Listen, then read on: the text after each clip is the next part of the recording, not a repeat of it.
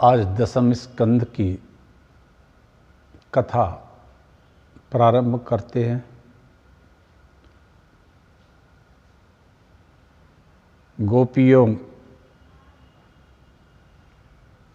अन्वेषण करती आ रही हैं। गोपी गीत गाती हैं। भगवान अंतर्ध्यान है, वो उनके ब्रह में बहुत व्याकुल है। मंगलाचरण करते हैं।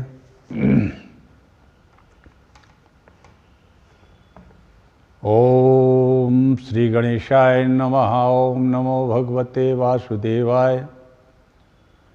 रासमंडलेश्वराय श्री कृष्णाय नमः। नित्यं भागवतं यस्तु पुराणं पठते नरः प्रत्यक्षरं भवेत् तस्य कपिलादानजं फलम्।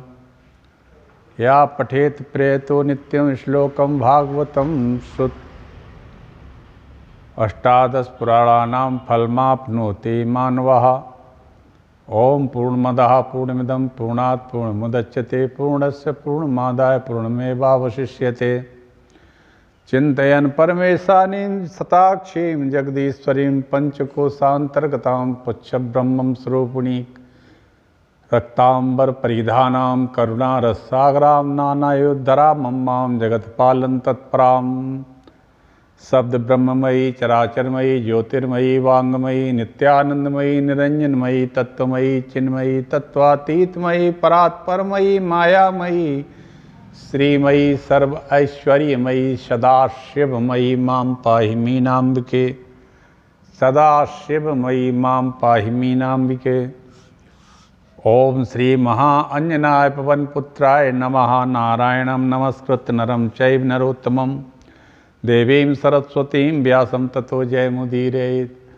सीतानाथ समारंभां श्रीरामानन्दार्य मध्यमाम् अस्मदाचार्य पर्यन्तां वन्दे श्रीगुरुपरम्परां। वन्दे श्रीगुरुपरम्परां। जय जय श्री राधारमण जय जय नवल किशोर जय गोपी चित्त चोर प्रभु जय जय माखन चोर। ओम सच्चिदानंद रूपाय विश्वेतपत्यादि हेतवे तापत्रय विनाशाय श्री कृष्णाय वयं नुमः।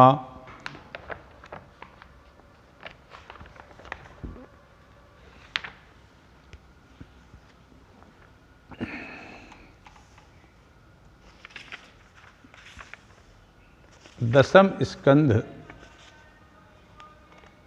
की कथा चल रही है।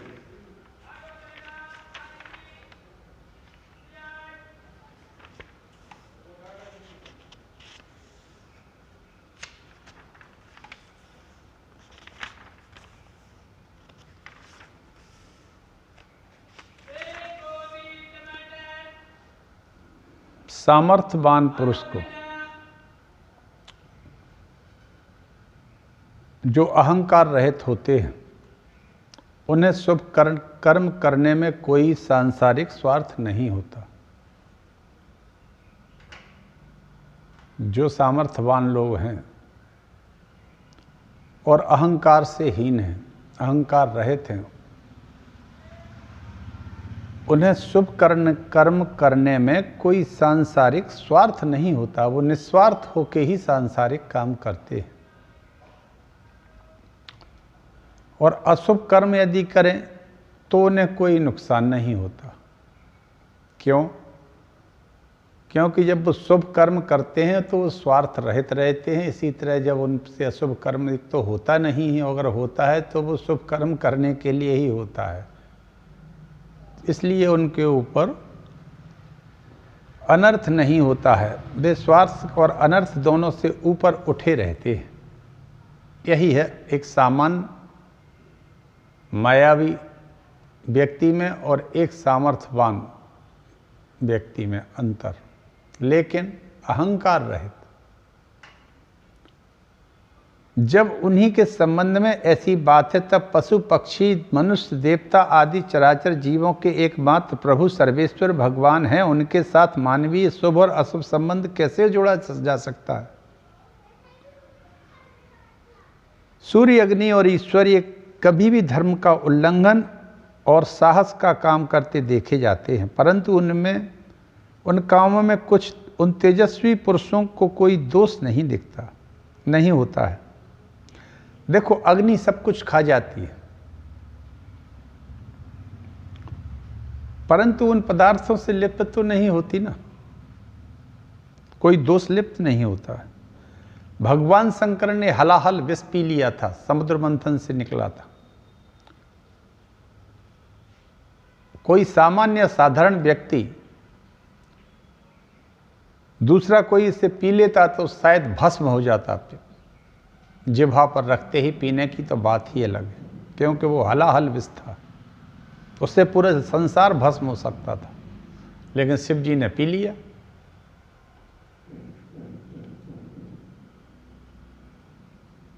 इसलिए ये शंकर आदि ईश्वर जो हैं, वे अपने अधिकार के अनुसार उनके वचन को सत्य मानना और उनके अनुसार आचरण करना चाहिए। उनके आचरण का अनुकरण तो कभी कहीं ही किया जा सकता है। इसलिए बुद्धिमान पुरुष को चाहिए कि उनका जो आचरण उनके उपदेश के अनुकूल हो, उन्हीं को करना चाहिए। अब शिव जी ने जहर पिया तो कोई जहर पी थोड़ी सकता है, और ना पीना चाहिए।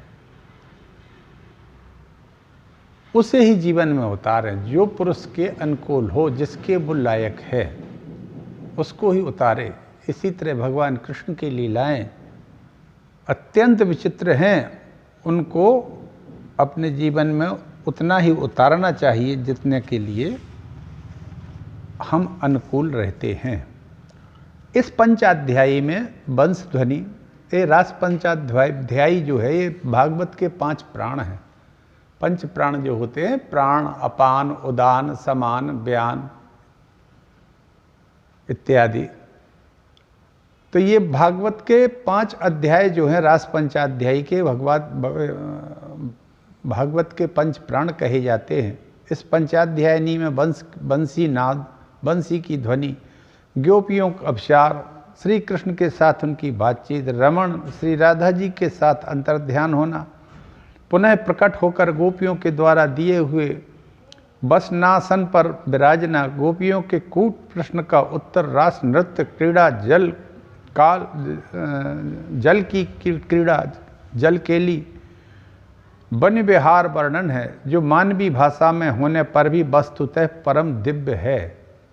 इतनी लीलाएं जो बचपन की भगवान की हैं, 6-7 वर्ष की अवस्था तक की, ये परम दिव्य लीलाएं हैं।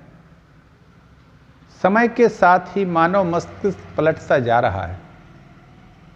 हम आज वर्तमान में जो स्थिति देख रहे हैं, यह एक ऐसा समय आ रहा है जिसमें मस्तिष्क आदमी का पलटता जा रहा है, या ये कहें कि भ्रष्ट होता जा रहा है। क्यों? कभी अंतर्दृष्टि की प्रधानता हो जाती है, तो कभी बाह्य दृष्टि की प्रधानता हो जाती है। आज का युग ऐसा है जिसमें भगवान की दिव्य लीलाओं की तो बात ही क्या है, स्वयं भगवान के अस्तित्व पर ही अविश्वास प्रकट हो जाता है। कर रहे हैं लोग भगवान के अस्तित्व पर, राम के, कृष्ण के अस्तित्व पर अविश्वास प्रकट किया जा रहा है।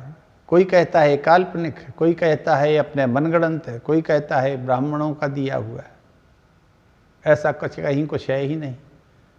इसको कहते हैं मस्तिष्क का पलटना, मस्तिष्क का भ्रष्ट होना, मूर्ख हो जाना। क्यों? क्योंकि हर जगह कुतर्क आ गई है।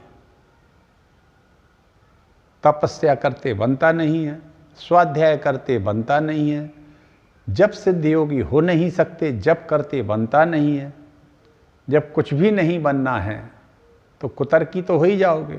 दूसरा, नशे के आदी हो गए हैं देश के सर्वाधिक लोग, तो नशे में कोई सामान्य या सात्विक भाव तो प्रकट होता नहीं है। नशा स्वयं में ही घोर तामसिक है। तामसिक बुद्धि होने और वृत्ति होने के कारण, तमोगुण की प्रधानता के कारण अविश्वास भगवान पर प्रकट करने लगे, और देश आज अत्यंत दुर्दशा को प्राप्त होता जा रहा है। चारित्रिक पतन हो रहा है, हिंसा बढ़ रही है। तो कहने का आशय यह है कि ऐसी स्थिति में दिव्य लीला का रहस्य न जानकर लोग तरह तरह की आशंकाएं प्रकट करते हैं। इसमें आश्चर्य की कोई बात नहीं। यह लीला अंतर्दृष्टि से और मुख्यतः भगवत कृपा से ही समझ में आएगी, नहीं तो कभी नहीं आएगी।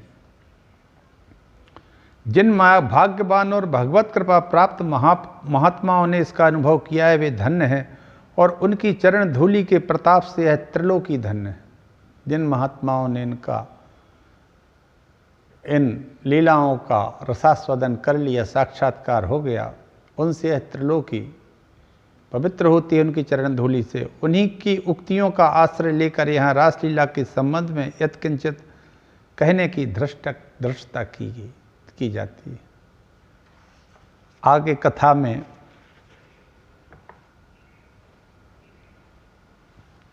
भगवान की योग माया का चमत्कार है कि इस विवेचन से सिद्ध होता है कि गोपियों के साथ भगवान श्री कृष्ण का जो रमण हुआ वह सर्वथा दिव्य भगवत राज्य की लीला है, लौकिक काम क्रीड़ा नहीं है। यह काम से ऊपर की क्रीड़ा है।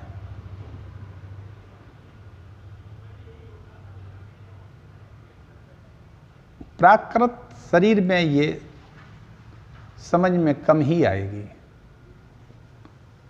चलें आगे बढ़ते हैं।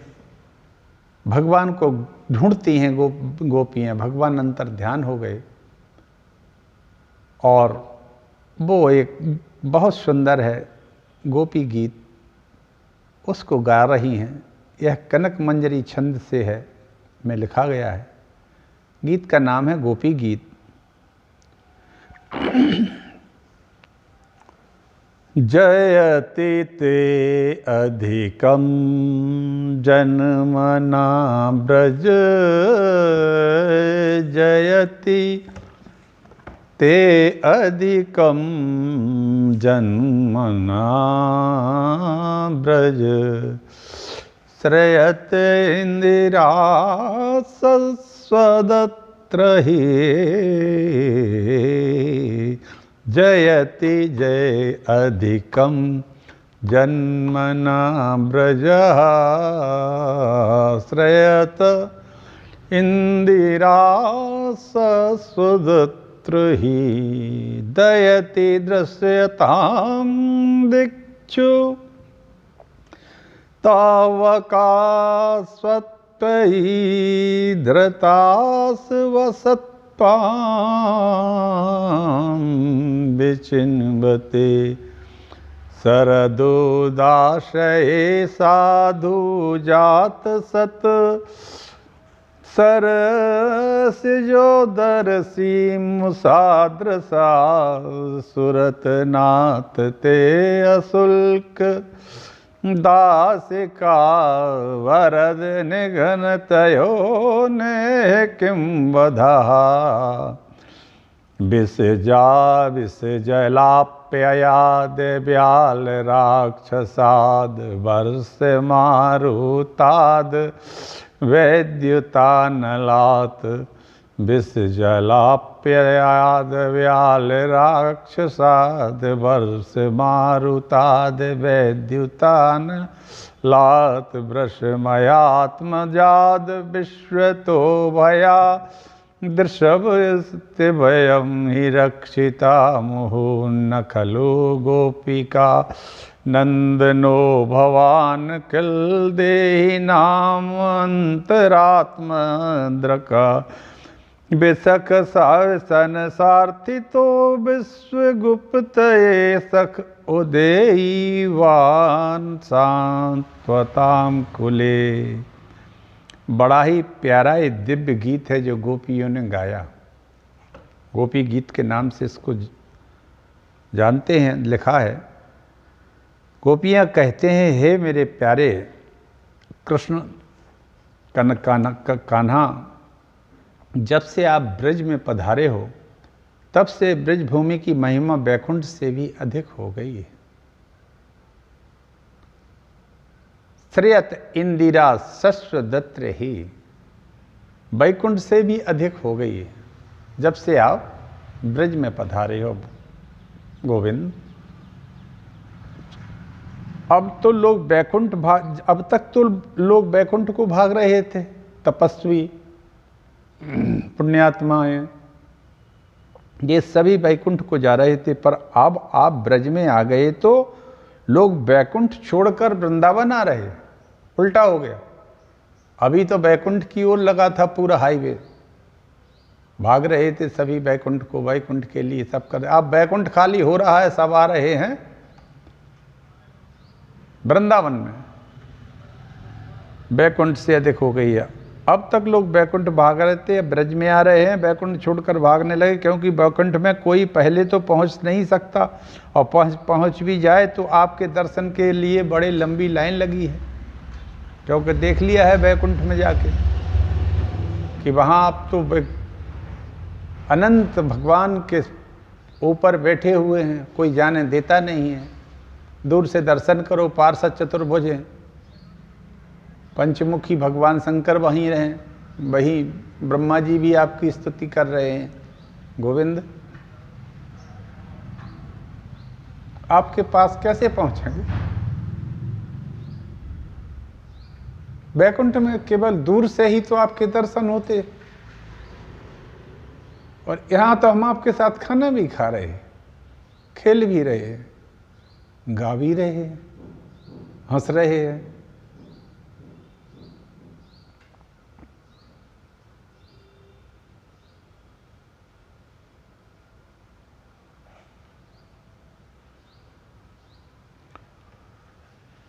इस वृंदावन में तो कोई कतार की जरूरत है नहीं, ना किसी का यह है कि तुम आगे आए तो आगे लगो, पीछे आए तो पीछे लगो, वेट करो। कई कई किलोमीटर की लंबी लाइनें लगी हैं। लाइनों में आगे आने के लिए लोग बाग इशारे करते हैं कि हमसे बात करो। ऐसा तो यहाँ नहीं है कहीं। हे प्रभु, जरूरत नहीं ना लाइन में लगनी। किस गोपी के सामने नाचते मिल जाएं, कब गायों के पीछे जंगल में भागते मिल जाओ। यहाँ आप सबके लिए सुलभ हो गोविंद। जब पशुओं को, गायों को, बानरों को सुलभ हो रहे हो, पशुओं को, गायों को चराने जाते हो तो गायें बड़ी खुश है। क्या त्रिलोकी को बनाने वाले प्रभु हमें चराने के लिए हमारे पीछे पीछे हमारी धूल से सने हुए आ रहे हैं। बानरों को साथ घूमते हो, बानर साथ साथ चलते हैं। उनको, गायों बानरों को आप सुलभ हो गए तो मानवों को सुलभ क्यों नहीं होगी। इसलिए आपकी महिमा ने आज ब्रजमंडल को भी अद्भुत महिमा हो गई है। औरों की बात तो है क्या, ऐश्वर्य की अधिष्ठात्री देवी इंद्रा अत्र सस्वत क्षयते, लक्ष्मी कभी एक जगह नहीं टिकती है। ये बिल्कुल सत्य बात है। कई बड़े बड़े धनवानों को गरीब होते देखा जाता है, तो कभी गरीबों को बहुत बड़ा धनवान होते देखा जाता है, और यह क्रम चलता ही रहता है। लेकिन यहाँ क्या है, ये चंचला लक्ष्मी जो हैं, परंतु वह चंचला चपला ब्रज में आकर अचला हो गई हैं। आपको जब देखा तो चंचला लक्ष्मी जी चंचलता को छोड़कर ब्रज में अचल होकर बैठ गई। वो कह रही हमें कहीं नहीं जाना। हे दयत दृश्यताम, हे दयालु अब तो दर्शन दो। भिक्षु ताब कहा, देखो हम तुम्हारे हैं, हम प्रतिज्ञाएं तो बड़ी बड़ी लंबी लंबी करते हो कि जो एक बार मेरा हो जाए उसका मैं सब प्रकार से अभय कर देता। जो एक बार मेरा हो जाए गोविंद, आप ही तो कहते हो, तो मैं उसको हमेशा के लिए अभय कर देता हूं। ऐसी बड़ी बड़ी प्रतिज्ञाएं करते हो, परंतु आज हम हर प्रकार से तुम्हारी होकर भी वन वन में भटक रहे हैं। क्या ये तुम्हें दिखाई नहीं पड़ता? अपनी आंखों से देखो, हम तुम्हारे होकर भी वन वन भटक रहे। ये क्या तुम्हें अच्छा लग रहा है? तुम्हारे होने पर कोई जीव भटकता रहे, ये क्या आपको स्वरूपानुकूल है? क्या आज अपनी सारी प्रतिज्ञाएं भूल गए हो माधव? यदि कहो कि क्यों भटक रही हो, तो प्यारे प्राणों से भी अधिक कोई रह सकता है? आप हमारे प्राण हो तई धृतासो। अरे हमें लेने के लिए यमराज भी आते हैं, पर हमारे हृदय भवन में ढूंढ ढूंढ कर चले जाते हैं। उन्हें प्राण रूपी पक्षी मिलता ही नहीं है। क्यों? कि हमारा प्राण पक्षी तो आपके पिंजड़े में कैद है। यमराज जाकर क्या करेगा? स्यत्वयि धृता सवस्था चिन्वते। इसलिए अपना प्राण रूपी पक्षी को पाने के लिए हम आपके पीछे भाग रहे हैं। हम तो हमारे प्राण प्यारे हो, और यदि तुम्हें मारना ही है तो फिर इतनी बार हमें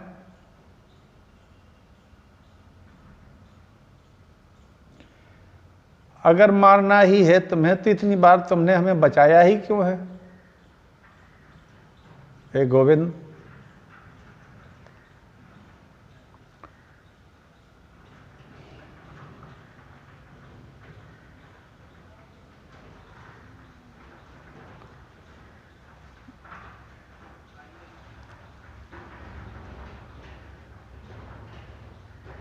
यदि आप मानना चाहते तो अब तक तो हम कब के मर गए होते। अरे आपको कलंक भी नहीं लगता? हमें मारने वाले तो बहुत आए,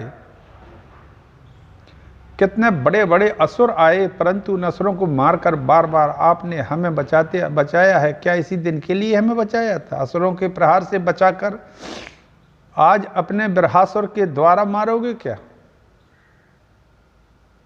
क्योंकि उन असुरों को तो आपने मार दिया, और आपके ब्रह में, क्योंकि हमारे प्राण तो आपके अंदर है। यमराज भी ढूंढ ढूंढ के हम लोगों में से प्राण ही तो ले जाता है, इसीलिए तो मर जाता है आदमी, लेकिन उसको प्राण ही नहीं मिले।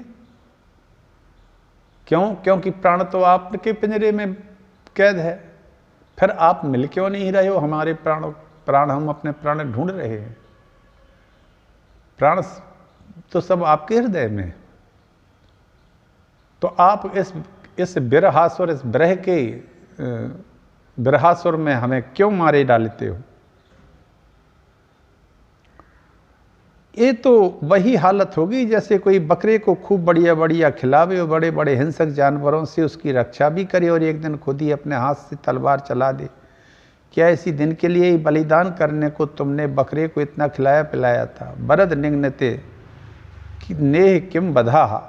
अपने हाथ का बोया हुआ विषैला वृक्ष भी यदि कोई अपने हाथ से काटता नहीं है, हम आपके द्वारा रक्षित हैं और आप ही हमें मारेंगे। अरे मारना कोई हथियारों से नहीं होता है। हमें अपनी बंसी बजाकर बुलाया।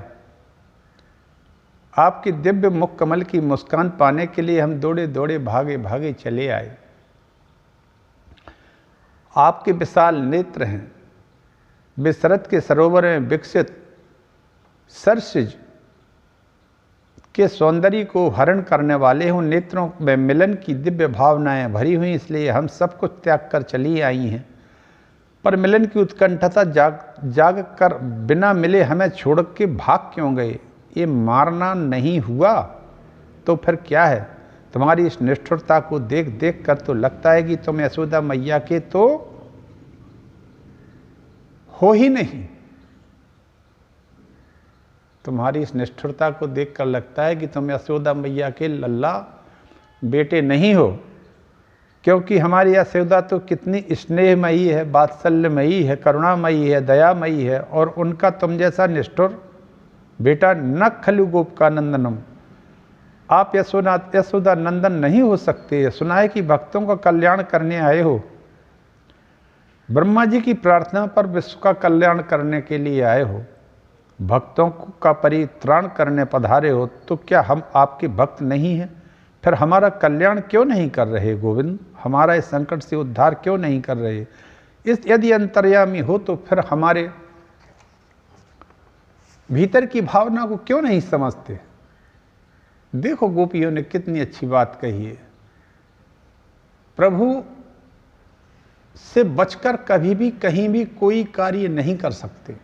ये तो हो गया बाह्य क्रियाकलाप, लेकिन अंदर भी नहीं कर सकते, क्योंकि वो अंतर्यामी होने के कारण आपके भावों को भी जानते हैं कि तुम किस भाव से क्या काम कर रहे हो और तुम्हारा भाव क्या है, वास्तव में भाव क्या है। सात्विक भाव है, राजस है या तमस है? किस भाव है तुम्हारी सोचने में, क्रियाशीलता में? और वास्तविकता में कौन सा भाव है? सत्य है, रज है या तमस है? क्यों? क्योंकि वो अंतर्यामी है, इसलिए जानते हैं कि तुम्हारा भाव वास्तव में क्या है। बड़े बड़े ब्रह्मचारी एक से एक बड़ी बड़ी बातें करते हैं और फिर खुद छोटी मोटी गलती से भ्रष्ट हो जाते हैं। यह कह रहे हैं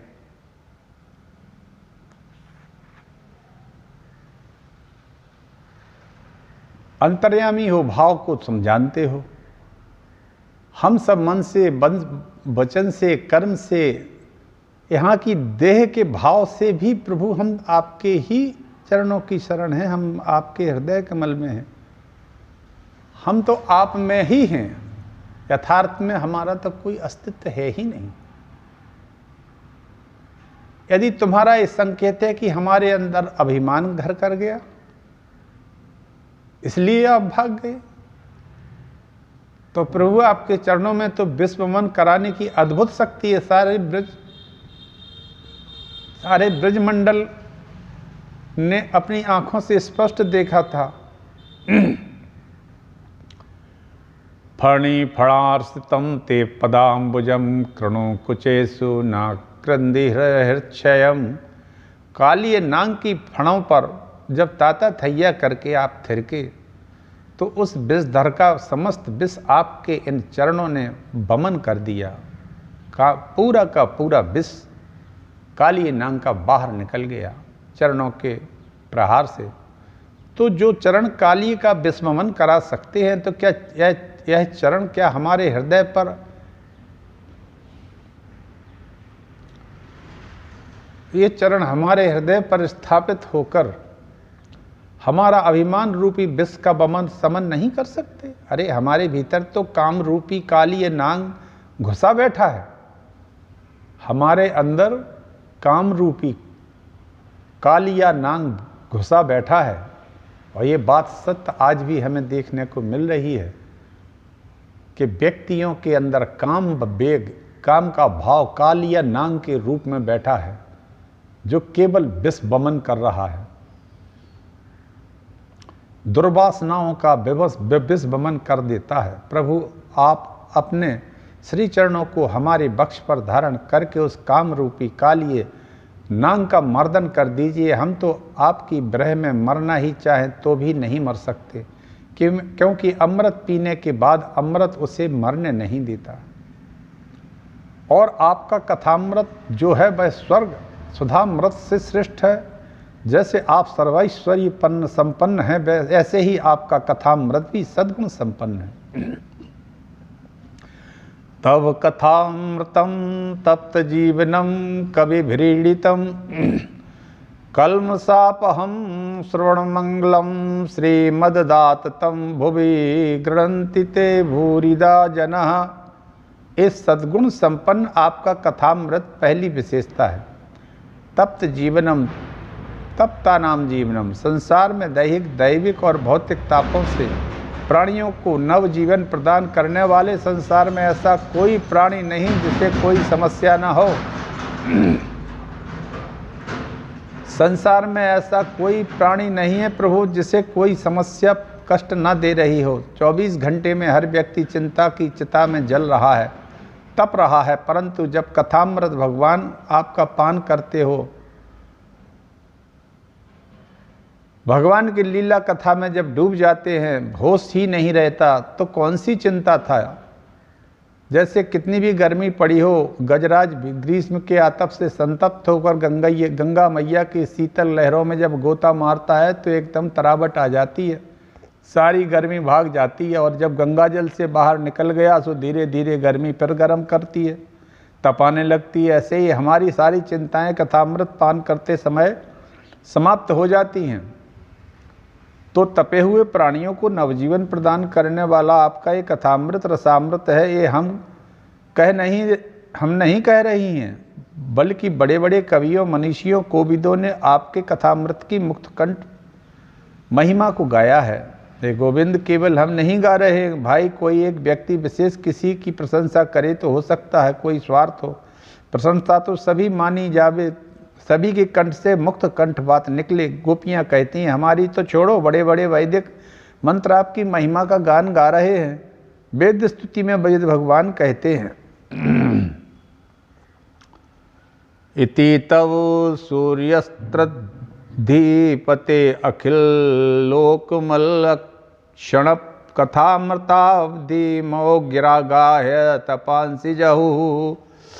अर्थात जो आपके कथामृत में अवगाहन कर ले उसके सारे ताप मिट जाते हैं। और सबसे बड़ी विशेषता तो यह है कि स्वर्ग का जो अमृत है उस अमृत को पीने वाले देवताओं का पुण्य क्षीण होता चला जाता है।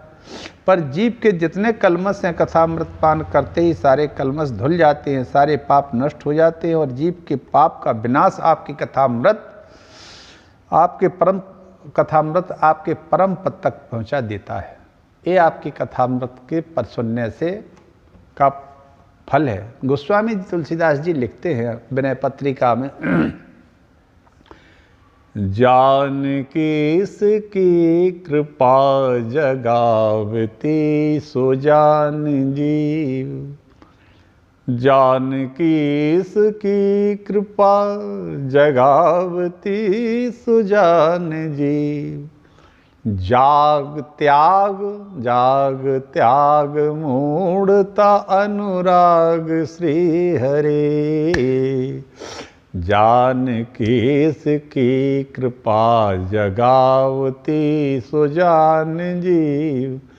जाग त्याग मूढ़ता अनुराग श्री हरे। करी विचार तजी विकार, करी विचार तजी विकार भज उदार रामचंद्र। करी विचार तजी विकार भजी उदार रामचंद्र। भद्र सिंधु दीन बंधु वेद बदत रे। वेद बदत रे भद्र सिंधु दीन बंधु। वेद बदत रे वेद बदत रे। जानकी इसकी कृपा जगावते सो जान जीव। जाग त्याग मूढ़ता अनुराग श्री हरे। करी विचार तजी विकार भजी उदार रामचंद्र। भद्र सिंधु दीन बंधु वेद बदत रे। वेद बदत रे वेद बदत रे। ऐसा वेद गायन कर रहे हैं चारों वेद खड़े होकर उन भगवान श्री हरि की यही बात यहाँ भी कह रही हैं गोपियाँ कि जो आपके कथामृत में अवगाहन कर ले उसके सारे ताप मिट जाते हैं और जीव आपकी कथामृत के प्रभाव से परम पद को पहुंचा देता है।